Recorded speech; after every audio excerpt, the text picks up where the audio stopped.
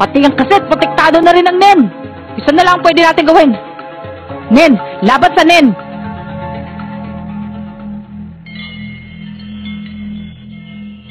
Nag-record na naman siya mag-isa. Ang kanyang boses, binuburan niya. Pati ang kaset, protektado na rin ang Nen.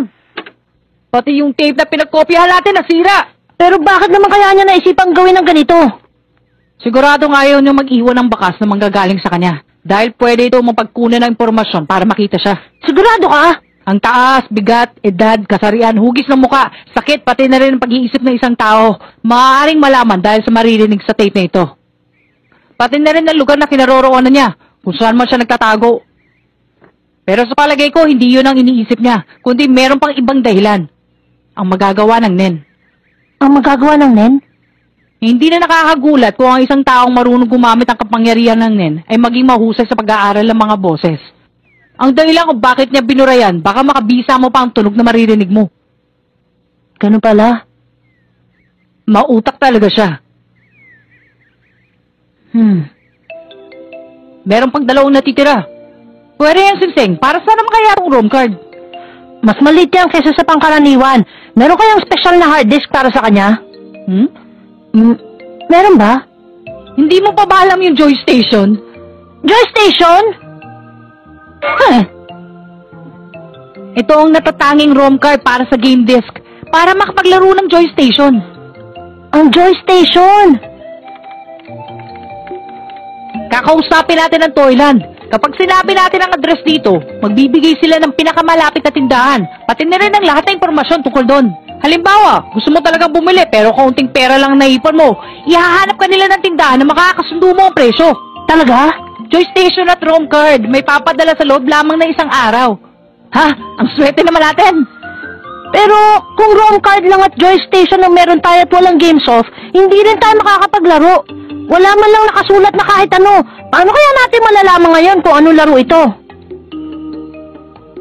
Ibang klase kang taga-bundok ka. Sabihin mo nga, nakapaglaro ka na ba ng katulad niyan? Oo naman, doon sa Torre ng Patibong. Napakatagal na nun ah.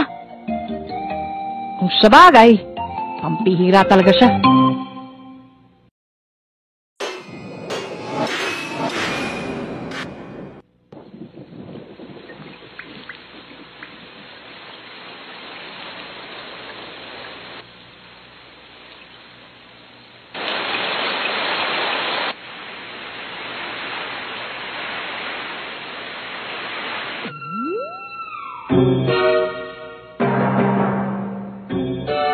Magandang araw sa inyong lahat.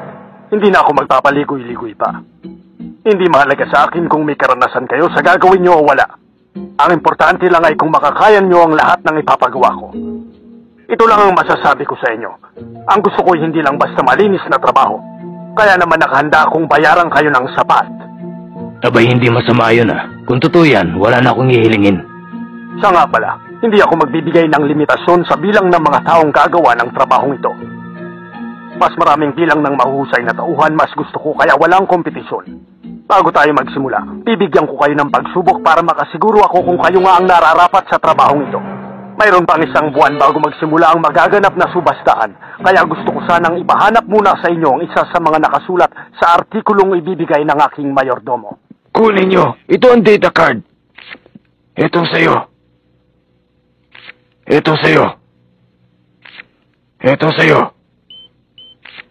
Ito sa'yo.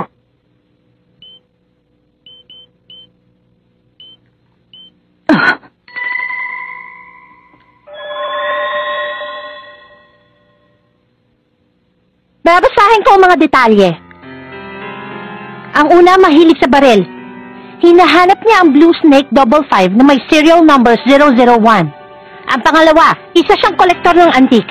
Ang gusto niyang ipahanap ay yung 2 monumento na gawa ni Lodo noong 1655 at 1677. At ang pangatlo, isang kolektor ng katawan ng tao. Ang buong balat ay mayroong nakatatong dragon. Ang buhok na nagmumula sa sikat na aktres na si Sarah. Ang kanang kamay ay manggagaling sa isang mami na nagmula pa sa Ehipto. Ang pulang mata na kukunin sa taong nagmula sa tribo ng Kuruta. Ibang klase talaga? Ano, sino sa kanila gusto mo? Yung pangatlong sinabi mo, ang pipiliin ko. Mabilis na desisyon. Medyo marunong ka rin pumili, bata. Kung ganon, kakausapin ko agad ang taong ito para sa'yo.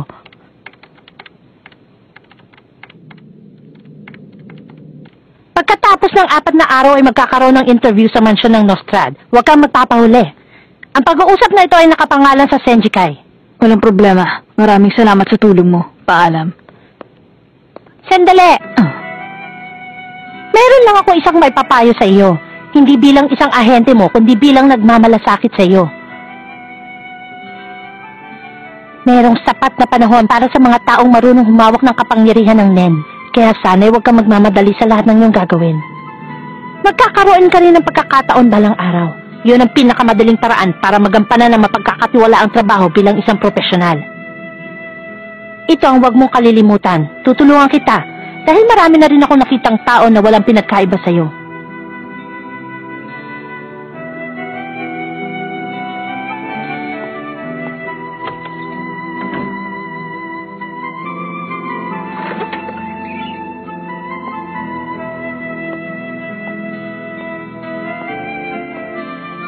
Oo, meron pang sapat na panahon.